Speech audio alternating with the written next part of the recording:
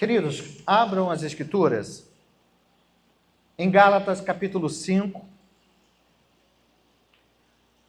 E o nosso propósito hoje é trabalhar os versos finais desse capítulo 5. Gálatas capítulo 5, do verso 22 ao verso 26. Nós estamos chegando próximo à finalização desta belíssima carta, que é uma carta que fala sobre a graça de Deus, a manifestação da graça de Deus por meio da pregação do Evangelho. Uma carta que é a carta áurea do apóstolo Paulo, ao qual ele trata sobre a liberdade cristã. E como nós já sabemos, o apóstolo Paulo tem a sua parte teórica, ele vai trazer a questão teológica, e até o capítulo 4, o final do capítulo 4, ele apresenta as doutrinas da graça, mas a partir do capítulo 5 e também o capítulo 6, o apóstolo Paulo vai falar sobre a prática daquilo que eles haviam aprendido. Eu quero repetir mais uma vez essa verdade. Aquilo que nós aprendemos na teoria, aquilo que nós aprendemos teologicamente, nós precisamos colocar em prática. Porque senão nós não compreendemos aquilo a qual nós estudamos. A nossa aula passada, nós tratamos os versos anteriores, do verso 16 até o verso 21, daquilo que Paulo vai chamar de obra ou obras da carne. Nós compreendemos quando Paulo aqui nesse texto fala sobre carne, ele está falando sobre a velha natureza, aquilo que eu era no passado, aquilo que eu, como todos os outros, vivíamos. Vivíamos sem Deus no mundo, vivíamos a praticar aquilo que os nossos próprios corações achavam que era lícito. Vivíamos no pecado. Então, carne, ele diz respeito à velha natureza. E quando ele trata, então, das obras da carne, ele está falando sobre aquilo que vivíamos ou praticávamos de forma cotidiana, todos os dias na nossa vida. Aí ele vai dizer para nós que há uma luta entre a carne e o espírito. E vocês entenderam que aquilo que o apóstolo Paulo fala sobre o espírito, não sendo com letra minúscula, não diz respeito a nós mesmos, propriamente, mas diz respeito ao Espírito Santo. Então o apóstolo Paulo vai dizer que há uma luta constante da nossa velha natureza, do nosso velho eu, daquilo que nós éramos, com o Espírito Santo. E esse Espírito, ele que milita por nós, que peleja por nós e que nos faz dia a dia vencedores contra a carne. Mas o apóstolo Paulo encerra esse momento de falar sobre esta grande verdade que é as obras da carne. E você vai lembrar que ele enumera as obras da carne, e você também vai lembrar que eu disse a vocês que aqui nós não temos de forma exaustiva todas as obras da carne. Ele usa como um exemplo algumas das obras da carne. E ao finalizar a sua fala sobre as obras da carne, ele vai trazer um alerta àquela igreja, àqueles membros daquela igreja, daquelas igrejas e também para nós, que o fim derradeiro daqueles que vivem a praticar o pecado, vivem na carne, é a eternidade sem Cristo. É isso que ele diz no finalzinho. E não herdarão o reino de Deus os que tal coisa praticam. Isso ficou claro para a gente. E ficou claro também que quando Paulo fala sobre praticar, é exatamente isso, de fazer com frequência, de fazer de forma diária. Para o crente, para o cristão, o pecado, a má ação é, na verdade, um erro, um desvio de uma rota certa. Porque o cristão não sente prazer no pecado, sente tristeza ao pecar. Então, na semana passada, nós frisamos essa verdade, desta luta contínua entre fazer a vontade de Deus e olhar para o velho homem, a velha atitude e querer praticá-la. Agora, o verso 22 ao verso 26, o apóstolo Paulo vai falar sobre a outra parte de uma vida com Cristo ou uma vida sem Cristo. Ele disse que a vida sem Cristo é uma vida vivida para praticar as obras da carne. Mas agora ele vai dizer como é a vida daquele que foi alcançado, regenerado pela maravilhosa graça. E ele começa a falar sobre a atitude desses no verso 22. Olha o que diz o verso 22 logo no início. Mas, porém, é isso que ele está dizendo. A obra ou as obras da carne são estas. O final daqueles que praticam as obras da carne, é esse o fim. Porém, o fruto do Espírito, segurem aí então.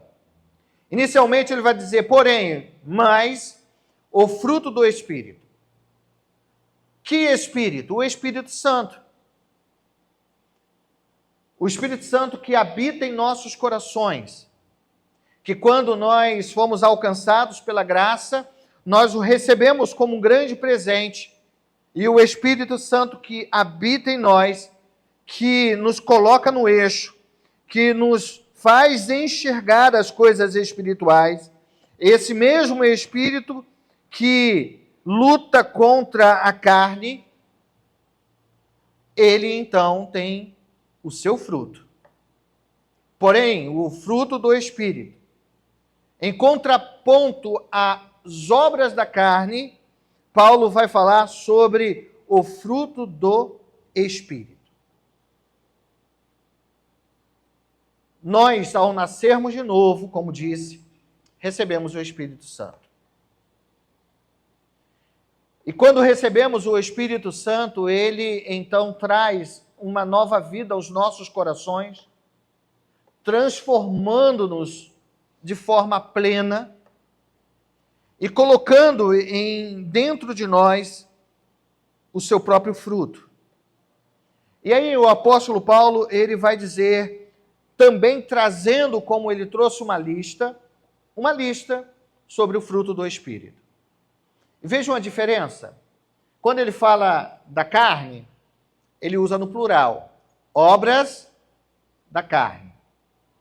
Agora, quando ele fala do Espírito, ele fala no singular, fruto do Espírito. Nós ensinamos, aqui estão as professoras, né, das nossas crianças lá na classe. Geralmente, quando nós falamos sobre o fruto do Espírito, ou as meninas falam, o que elas fazem? Trazem uma mexerica, uma tangerina, né, e com seus gomos. E para exemplificar o que o apóstolo Paulo queria dizer sobre os frutos, ou o fruto do Espírito, é isso.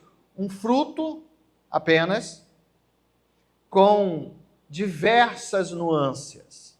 O fruto é único, mas existe então as suas nuances, as nuances desse fruto. E Paulo vai dizer nesta lista 9. Encerramos em 9, o fruto do Espírito é apenas essas 9 formas de compreendermos a ação graciosa do Espírito na nossa vida? Não. Você vai lembrar quando foram escolhidos os diáconos, lá em Atos dos Apóstolos, que uma das normativas para que aqueles homens fossem escolhidos eram ser cheios do quê? Do Espírito. E aí, então, lá nós temos algumas das características daqueles que são cheios do Espírito. Então, você pode certamente fazer essa associação. Quando Paulo fala sobre o fruto do Espírito, você entenda que é a plenitude da ação do Espírito na vida do cristão.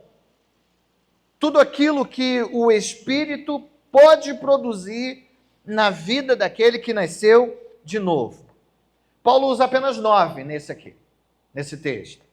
E assim como nós dividimos, porque se você lembrar na última aula, nós dividimos as obras da carne em 4 partes. A questão sexual, a questão cultural, a questão social e a questão pessoal. Aqui nós vamos dividir em 3 partes. A primeira parte diz respeito à nossa relação, às nossas relações com Deus. E os 3 iniciais são amor. E isso está no verso 22.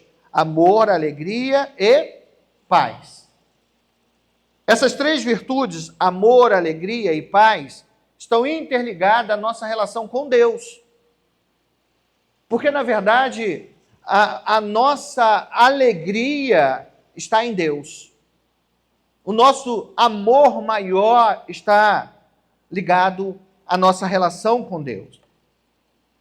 A nossa paz, como o apóstolo Paulo vai dizer, e a nossa alegria se vinculam a Ele.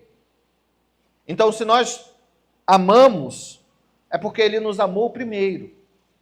E nós amamos a Deus acima de todas as coisas. É isso que é o resumo dos mandamentos. Amar a Deus é a primeira parte, acima de todas as coisas.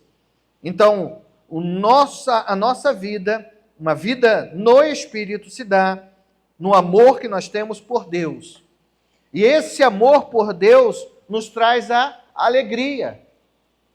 O nosso contentamento, a nossa verdadeira alegria, não está nas coisas, não está em nós mesmos, não está nem no outro.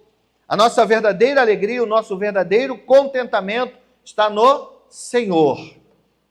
É por isso que a primeira pergunta do nosso breve catecismo, na sua resposta, é exatamente isso. Nós nascemos para viver para a glória de Deus, para glorificar a Deus, e nos deleitarmos nele, nos alegrarmos nele para sempre. Então, se o crente, de fato, de verdade, está sendo guiado pelo Espírito, ele ama acima de todas as coisas, ele se sente alegre, ele sente alegria em Deus e a paz, porque essa paz excede a todo entendimento. A primeira relação é com Deus. A segunda relação é com o próximo. E nessa segunda relação nós temos mais três virtudes, que é longanimidade, benignidade e bondade. Diz respeito às nossas relações com o próximo. Você lembra que no estudo passado nós falamos das obras da carne que também tinham um caminhar, um viés com o nosso próximo? A inimizade, porfia e assim vai. Aqui o apóstolo Paulo vai dizer, tá bom, as obras da carne são estas, inimizade, descontentamento e etc e tal, mas o fruto do Espírito é longanimidade. E exatamente para mostrar o contrário das obras da carne, que diz respeito à ira, que diz respeito às atitudes que são contrárias ao nosso próximo. Aí ele vai dizer que aqueles que são guiados pelo Espírito, eles são longânimos. A ideia da longanimidade é o demorar-se em irar-se. Aquele que é longânimo é aquele que suporta as afrontas, suporta as adversidades, as falas daqueles que vêm contra ele e segura o máximo possível.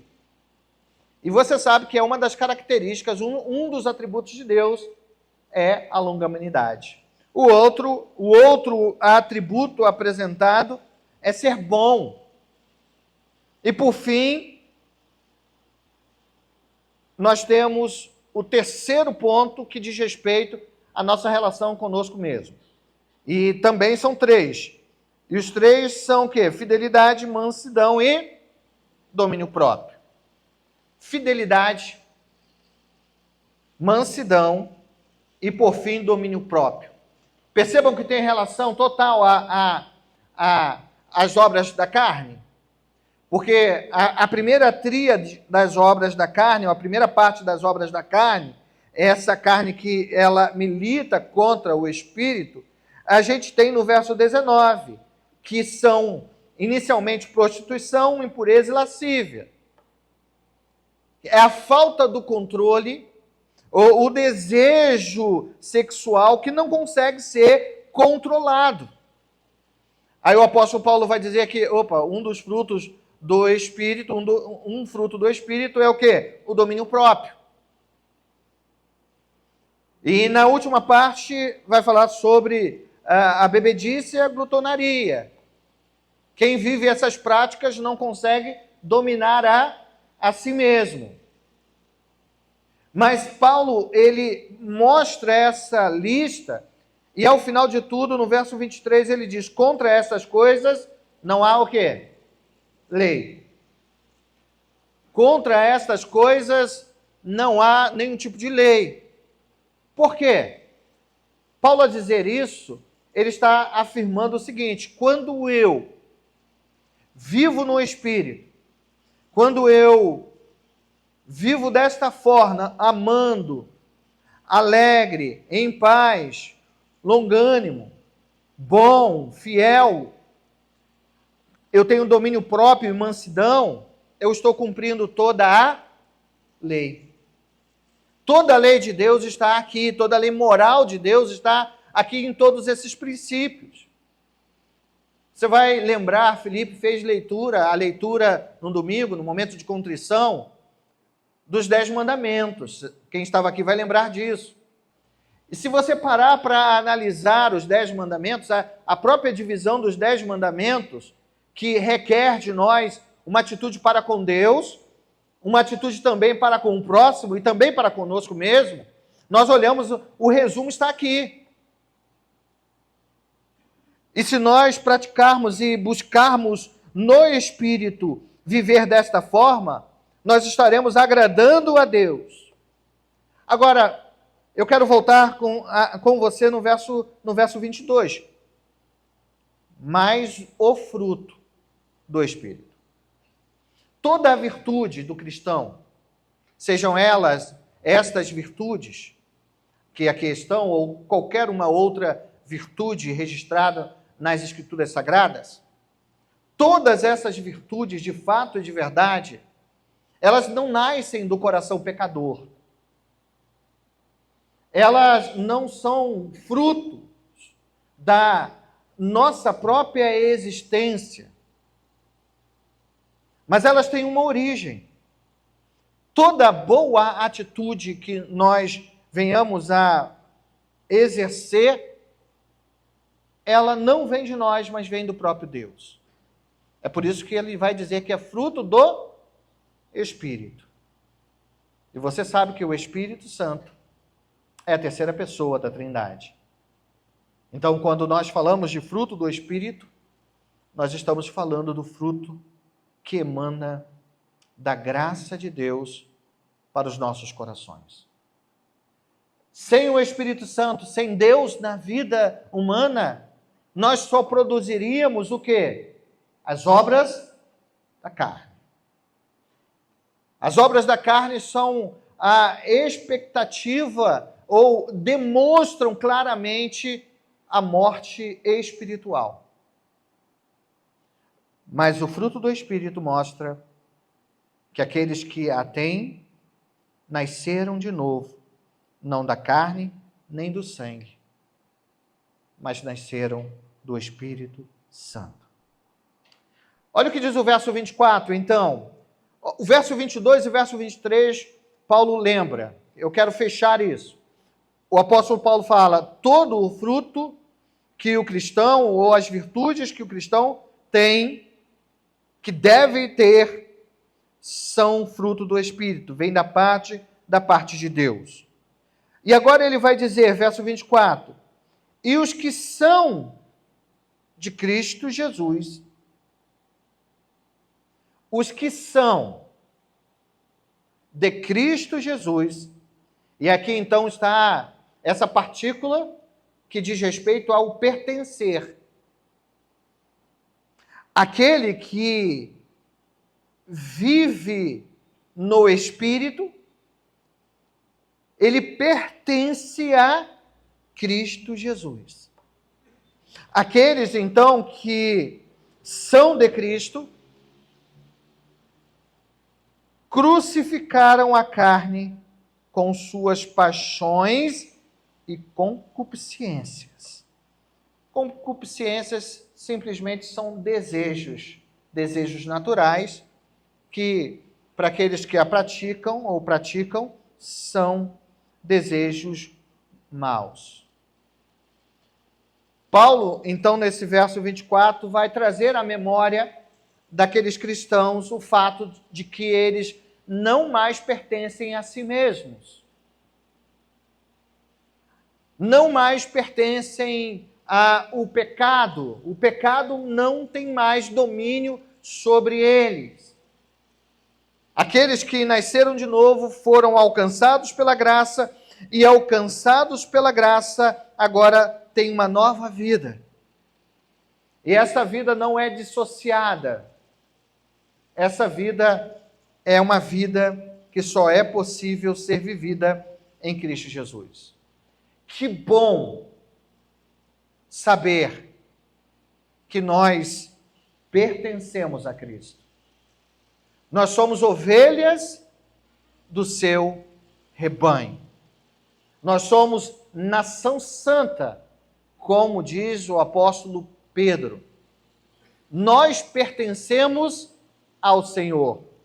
E esse sentimento de pertencer a Deus precisa nortear a nossa vida. Não somos mais nós que vivemos. Você vai bem lembrar disso na própria palavra do apóstolo Paulo. Volte um pouquinho, algumas páginas. Capítulo 2. Paulo falando sobre a expectativa de ser nova criação, aquilo que Deus fez por ele. E depois de dizer quem ele era, e agora o que o Deus da graça fez por ele, ele vai então dizer no verso 19, porque eu, mediante a própria lei, morri para a lei, a fim de viver para Deus. E o que ele está? Estou crucificado com Cristo. Logo, já não sou eu quem vive, mas Cristo vive em mim. E esse viver que agora tenho na carne, vivo pela fé no Filho de Deus, que me amou e a si mesmo se entregou por mim. O que Paulo vai dizer? Que ele morreu para a lei. Ele morreu para o pecado. Quando foi alcançado, resgatado por Cristo. Em Cristo ele está então crucificado. Aí ele vai dizer então que agora não é mais ele que vive.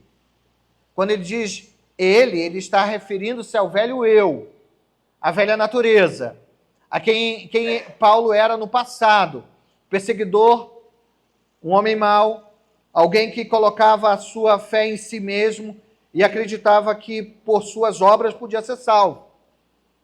É isso que ele quer dizer. Não sou mais eu que vivo, mas agora Cristo vive em mim. Aqueles que nasceram de novo, aqueles que foram, como o apóstolo Paulo, crucificados em Cristo ou com Cristo, são aqueles que não vivem mais para si. Porque Cristo vive neles. Porque Cristo habita neles. Porque Cristo é o nosso Senhor.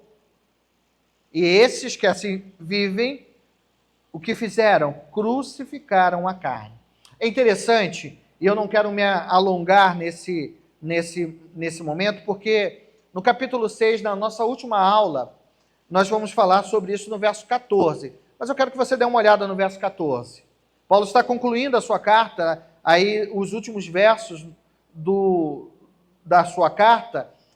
O verso 14, ele diz assim: mas longe esteja de mim gloriar-me, ou contar vantagem, senão na cruz do nosso Senhor Jesus Cristo, pela qual o mundo está crucificado para mim. Que palavra forte, né? Mas também eu para o mundo. Aquilo que ele viveu no passado, quando ele nasceu de novo por meio da morte de Jesus na cruz do Calvário, porque a morte de Jesus na cruz do Calvário nos resgata do império das trevas e nos dá vida. Agora ele não quer mais viver a sua velha vida. E nesta luta contra a sua velha vida, ele declara em alto e bom som para nós que ele crucificou o mundo, mas também o mundo o crucificou. Aí então, se você olhar para o texto mais uma vez, verso 24, ele vai afirmar que tudo isso, a sua crucificação ou a crucificação da carne, foi simplesmente de colocar na cruz do Calvário a velha natureza. Ao crucificar a carne em Cristo, eu crucifico também as paixões que antes eu vivia de forma constante. Essa verdade Paulo vai dizer um pouco depois, quando ele escreve a sua carta à igreja que está em Roma. Você pode abrir para mim, abrir as Escrituras, em Romanos no capítulo 6? Romanos capítulo 6. Você vai lembrar, na última semana, que eu fiz citação ou citei o capítulo 7, quando Paulo fala sobre a sua luta contra a carne. No capítulo 7, ele demonstra a luta intensa entre aquilo que ele sabia que deveria fazer, mas o fato de o pecado ainda habitando nele, o levar e conduzir a não fazer a vontade de Deus. Lembre-se que eu falei para vocês que nós não estamos falando de uma pessoa simples, mas nós estamos falando do apóstolo Paulo com as suas lutas internas, e estas lutas, nesta batalha, ele era vencedor porque o Espírito Santo habitava nele. Mas ele não deixa de dizer sobre os seus confrontos e a sua luta constante contra a velha natureza.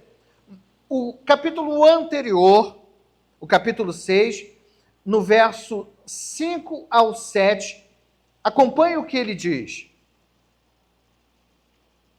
Porque, se fomos unidos com ele na semelhança da sua morte, certamente o seremos também na semelhança da sua ressurreição. Isso é importantíssimo entender o que Paulo está dizendo. Paulo está trazendo à memória deles que com Cristo nós morremos para o mundo e nós nascemos de novo. E aí ele traz a ideia da própria ressurreição de Cristo. E o verso 6 ele diz: sabendo isto, que foi crucificado com ele o nosso velho o quê? Homem. Lá na cruz do Calvário, foi crucificado o nosso velho homem, a nossa velha natureza decaída, para que o corpo do pecado seja destruído e não sirvamos o pecado como escravos. Porquanto quem morreu está justificado do pecado. Aí olha o que ele diz no verso 8. Ora, se já morremos com Cristo, cremos que também com ele viveremos. Aqueles que nasceram de novo são aqueles que vivem uma vida íntegra. Uma vida semelhante à vida vivida pelo nosso mestre. E também por uma grande nuvem de testemunhas, homens e mulheres que viveram de forma santa no passado. Eu quero passar para o verso 25, mas sem antes trazer a você o que Paulo está realmente dizendo para nós aqui. De forma muito clara, Paulo está dizendo o seguinte: se você nasceu de novo, você deve viver uma vida santa, separada. Uma vida que é uma vida para a glória de Deus.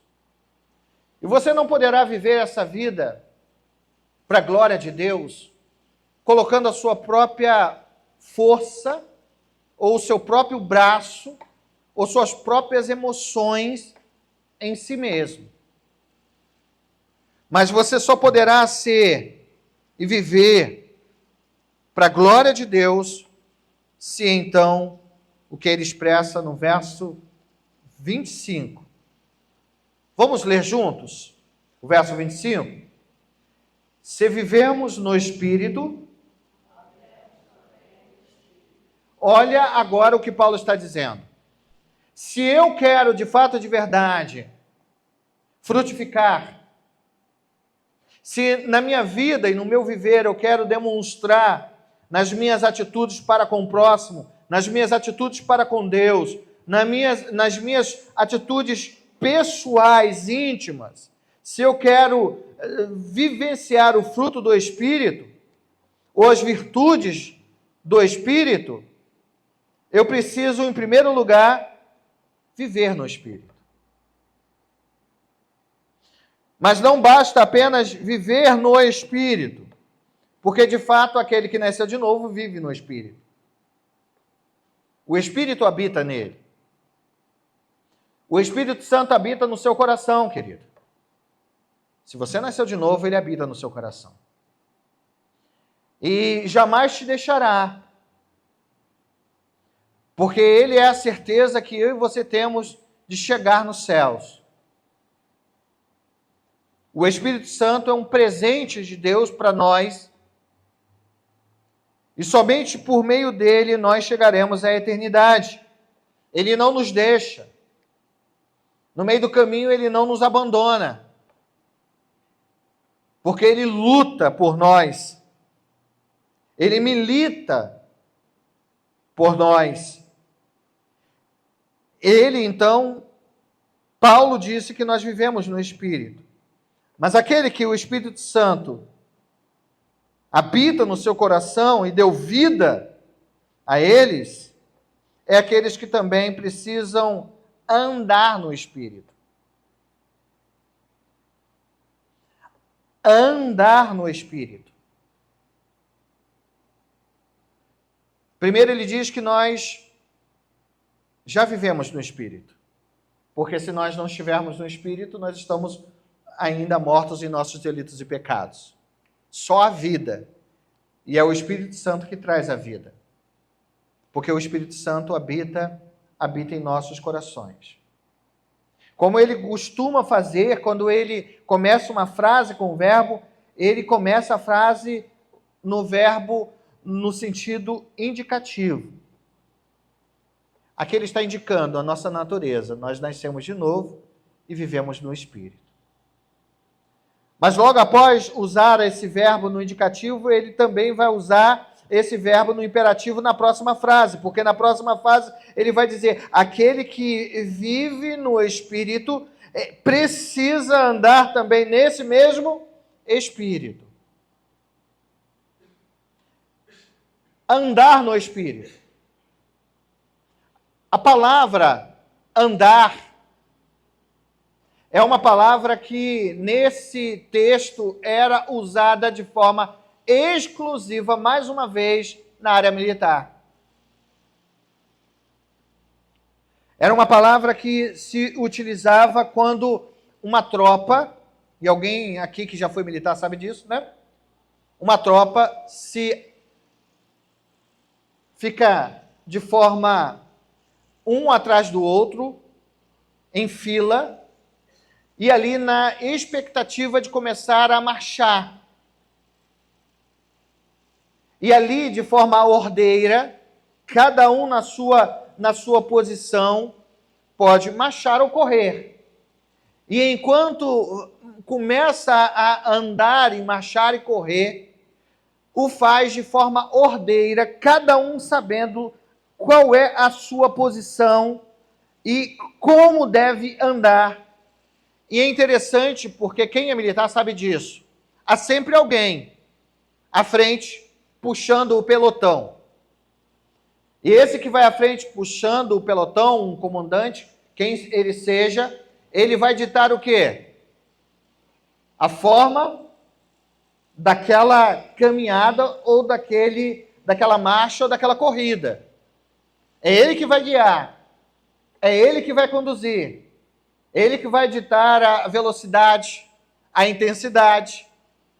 É ele que vai dizer até onde vai, aonde aquele grupo vai correr, até a que distância e até onde ele vai. Paulo está usando essa metáfora, ele está usando esta figura militar para falar sobre a nossa intimidade, a nossa caminhada com o Espírito. Assim como um militar, ele precisa ser guiado por um comandante, nós também somos guiados por alguém que comanda a nossa vida, e esse é o Espírito Santo. É ele que dá a palavra de ordem. Como nós devemos caminhar. O cristão, então, não precisa se preocupar nessa jornada. E você vai lembrar, há algum tempo atrás, que o apóstolo Paulo, ele vai usar essa figura do corredor, daquele que corre. E nós somos aqueles que estamos correndo a carreira cristã. E aquele que está nesta carreira cristã, nesta corrida, não corre sozinho. Ele corre guiado pelo Espírito. Paulo, então, diz para a gente que se nós queremos chegar ao final da nossa batalha, da nossa luta, da nossa corrida, nós precisamos correr, andando, sendo dirigido pelo Espírito Santo. E como ser dirigido, guiado, norteado pelo Espírito Santo? O buscando, através das nossas orações e das Escrituras Sagradas. O que as Escrituras Sagradas requerem de cada cristão é que ele seja cheio do Espírito Santo. É que nós sejamos cheios do Espírito. E ser cheios do Espírito é frutificar no Espírito. Pouco, mas o cristão é chamado a frutificar de forma abundante. Será que nós temos buscado andar no Espírito? Ter intimidade com o Espírito? Aqueles que nasceram de novo precisam buscar andar no Espírito diariamente. Isso nos leva a refletir sobre um outro ponto. O verso 25 diz: se vivermos no Espírito, devemos andar também no Espírito. E há a possibilidade, então, de nós não andarmos no Espírito. De por algum motivo, como foi os motivos que levaram a muitos daqueles crentes da cidade da Galácia a desviar os seus olhos do Evangelho da Graça, dando ouvido aos falsos mestres, dando ouvido àqueles judaizantes que já chegaram até aquele lugar, e aqueles homens e mulheres que, como diz Paulo no passado, começaram muito bem a carreira, andando no Espírito, sendo guiados no Espírito, crescendo no Espírito, e em determinado momento eles deixaram de andar com o Espírito e decidiram andar com aqueles que eram contra o Espírito. Há possibilidade, sim, de um cristão andar em descompasso com a vontade de Deus. É por isso que Paulo alerta, nós devemos andar no Espírito. E aí o verso 26 ele conclui dizendo, não nos deixemos possuir de vanglória, provocando uns aos outros, tendo inveja um dos outros. Parece que destoa, né, o que ele estava falando anteriormente. Mas não. Há um nexo com a comparação que ele faz, a comparação militar. Você lembra que eu disse para você que o que diz respeito a andar é aquilo que os militares faziam em conjunto, aquele momento em que eles ali se colocavam um ao lado do outro e sobre a tutela do comandante eles caminhavam ou então corriam em direção a algum lugar numa velocidade constante, a velocidade que aquele comandante ele dava. Mas aqui o apóstolo Paulo vai mostrar para nós que para que a igreja do Senhor, e nós somos a igreja, aqueles que foram lavados e nasceram de novo, aqueles que foram alcançados pela graça, eles foram inseridos no corpo de Cristo. Aqui é o nosso quartel-general. Aqui é o lugar em que cada um daqueles que foram eleitos pelo Senhor, eles vão cumprir a sua missão, se preparar para cumprir a sua missão. Aqueles que nasceram de novo, eles não são mais solitários. Eles são aqueles que estão juntos, como aqueles soldados naquela caminhada, naquela jornada, um ao lado do outro. E se nós não andarmos no compasso do Espírito Santo, se nós não andarmos segundo a vontade do Espírito Santo, nós podemos, então, deixar de ter a comunhão plena, a comunhão dos santos. Porque ele vai dizer, não nos deixemos possuir de vanglória, provocando uns aos outros e tendo inveja uns dos outros. Ele está dizendo, se você deixar de andar no Espírito, de observar o que o Espírito Santo tem para você, a comunhão que você tem com o teu irmão vai se tornar algo muito difícil. Aqueles judaizantes tinham conseguido fazer isso, porque eles os gálatas deixaram de andar no compasso do Espírito, guiados pelo Espírito, na palavra do Espírito, observando o Espírito para dar atenção àqueles mestres que não eram mestres. E ao fazer isso, eles começaram a brigar uns com os outros. A igreja estava dividida.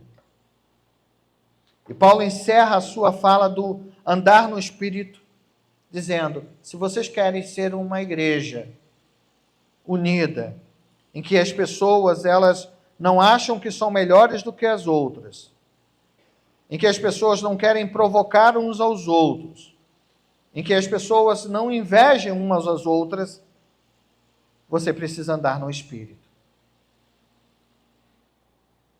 O segredo para que sejamos abençoadores para aqueles que estão ao nosso lado é buscar andar no Espírito, cheios do Espírito, transbordantes do Espírito.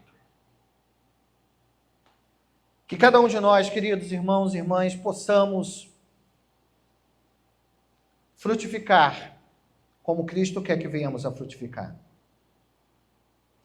Que possamos, de forma disciplinar, olhar para dentro de nós e então pensar: será que no dia a dia eu tenho exercido o meu papel de cristão? Será que no dia a dia as virtudes do Espírito sobressaem as obras da carne? Que eu e você, nós possamos pedir ao Senhor que venha nos dar força, ânimo e vigor para ter uma vida santa, piedosa diante dele, diante daqueles que estão ao nosso derredor. Quero te convidar a fechar os seus olhos. E com seus olhos fechados, ouvir aquilo que Paulo diz. Se vivemos no Espírito, e de fato espero que vivamos nesse Espírito, que nós venhamos também a andar no Espírito, mortificando a carne, lutando de forma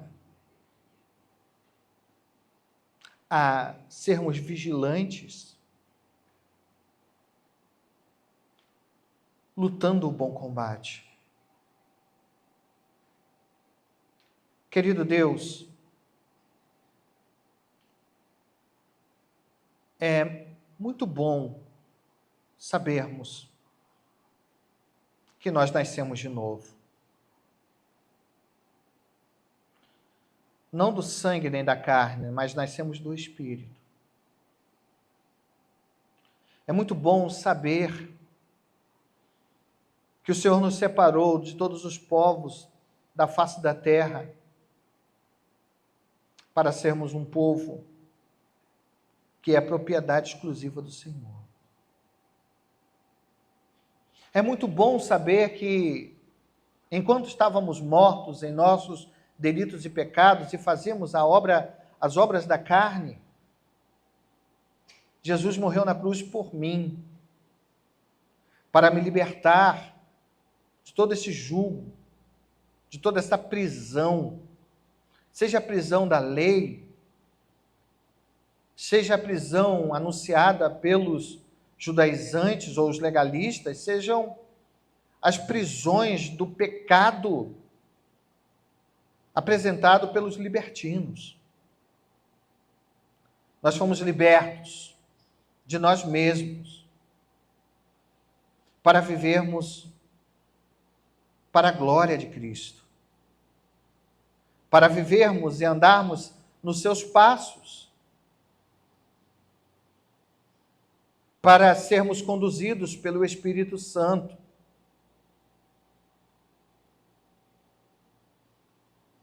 Ao olharmos para a importância de vivermos no Espírito, nós retornamos à oração do Senhor Jesus, que declarou que enviaria o Espírito Santo, o Consolador, aquele que estaria nos ensinando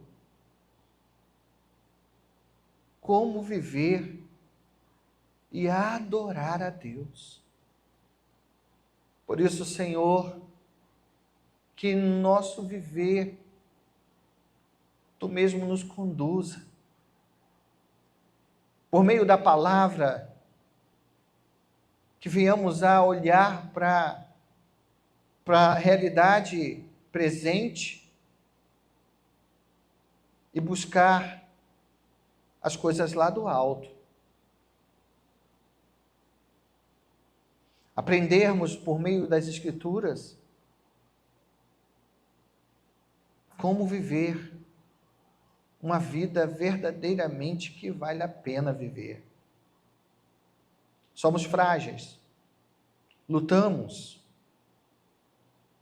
mas também sabemos que o Senhor é todo-poderoso. E maior é o Senhor que habita em nós. E nós pedimos socorro ao Senhor. Ajuda-nos, ó Deus, nas nossas fraquezas, para que no Senhor possamos declarar que somos mais do que vencedores. Que amemos mais e mais ao Senhor. Que amemos mais e mais a Tua igreja. E vivamos segundo o Teu querer. Agradecemos a Deus pelos Teus filhos que aqui estão. Que o Senhor continue a abençoá-los, como também suas famílias. Nós agradecemos por tudo, orando não em nosso nome, mas em nome de Jesus. Amém.